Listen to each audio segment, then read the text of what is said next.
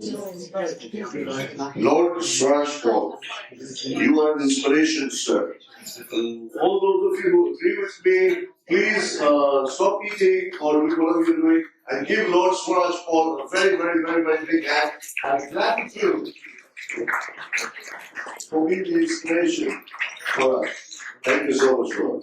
Mr. Avinash Ananda, I love your talk. It was so from the heart. Okay? Thank you. So, my name is Avinash Ananda. I see some familiar faces and I see some soon to be familiar ones. This is my third visit to the House of Lords. And to all the lords, to all the baronesses, to all the princesses, to all the queens, to all the kings, to all the leaders here. Congratulations on being here. Give yourselves a big hand, please. Why do I keep telling you to stop eating and give yourselves a big hand? Because it's good for your body and for your mind. The less you eat, the more you clap, the more energy there is. Corey, I loved what you said about love. I love you. Thank you so much. I love you for it. Okay. I teach leadership and happiness all over the world. I work with governments, I work with companies, I work with individuals. We get the crisis calls when a family is about to, husband and wife are about to break up for some reason. The call comes to us. My sister is a psychotherapist, and she handles those calls because her success rate is much better than mine. They get back together and they are happy. When they come to me, they separate and they're happy. They're happy either way, but even happiness has to be more specific. Yeah? In organizations too, we found that happiness is finally being realized as having economic value. Employee engagement.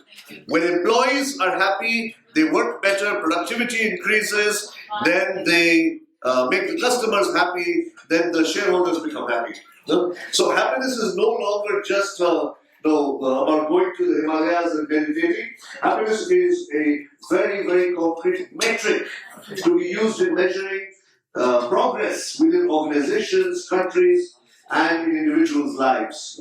I very, very quickly want to share with you something that we came up with, which is leaders lead minds. Is that true or not? All leaders lead minds. So a leader should begin by leading his or her or their or whatever you choose own mind. Yeah, mind is M-I-N-D. Let me quickly go through this as an acronym and tell you one little joke for each of them. I'm not going to joke, the joke is going to be right now. I'm downloading it as I speak. M is for meaning. When you change the way you see things, the things you see will change. I'm not getting into positive psychology research which says that 90% of long-term happiness comes from attitude and only 10% comes from circumstances. See, there are two ways to learn anything. One is study the roots, the other is pluck the fruits. We'll just do some fruit plucking right now since the fruits have already come. Thank you. And let me share with you a story about a man who went to a psychologist and he believed that he was a mouse. For 10 years he believed he was a mouse. So the psychologist worked on this guy's mind and after 10 years finally he was cured. So he sat, just imagine the scene. The man is sitting in front of the doctor and the doctor asks him, "Are you a mouse?" He says, "No."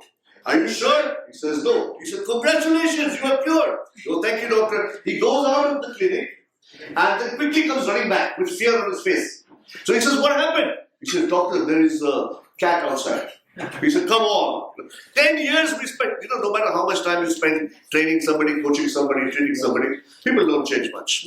10 years I've been working on you. No, you still, he says, "Doctor," he said, "but you told me you know you're not a mouse." He said, "Doctor, I know I'm not a mouse. You know I'm not a mouse, but does the cat know?" Right?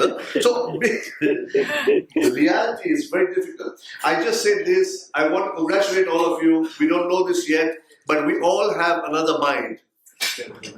Conscious mind, you're aware of, then you have subconscious mind. Conscious mind is messed up because it has cognitive biases. Look it up. We are irrational in decision making, but we are fortunately predictably irrational. This has become a science for behavioral economics, which basically means that the mind, like the mic, doesn't work. Just cut you off. The mind, where's here? The mind doesn't work. So all I'm sharing with you is if we change the perspective and if we change the battery, it will work. M is for meaning. Change the meaning. I is for insight. Insight is understand a little more about the mind. Why people don't use love in the workplace? Why are people more negative? Because the mind is all about learning to survive, not to thrive. We have to train our minds to be happy. Otherwise, our minds are fear-based. We make fear-based decisions. N is nowness. Enjoy the now, because there is no other moment. D is decision. Decide to be happy.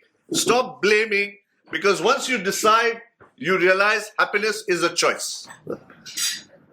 With that, the mic is back. So I tell you one last story and I go. All right.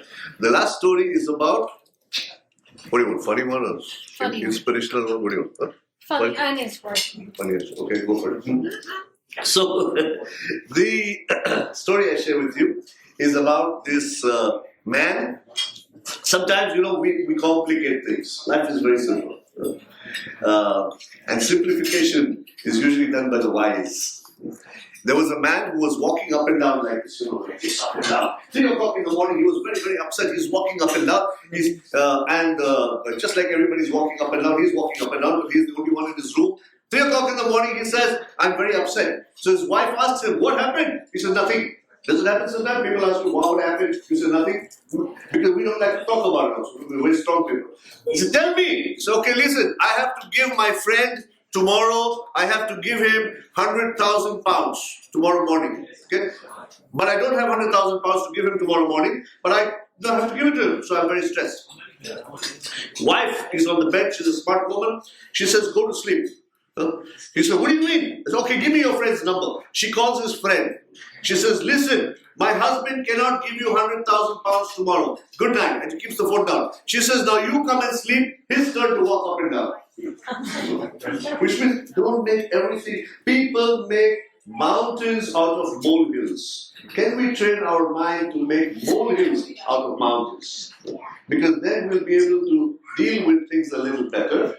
You are all leaders. You led your minds beautifully, and you're doing a great job. Thank you very, very much. Lovely, lovely talking to you.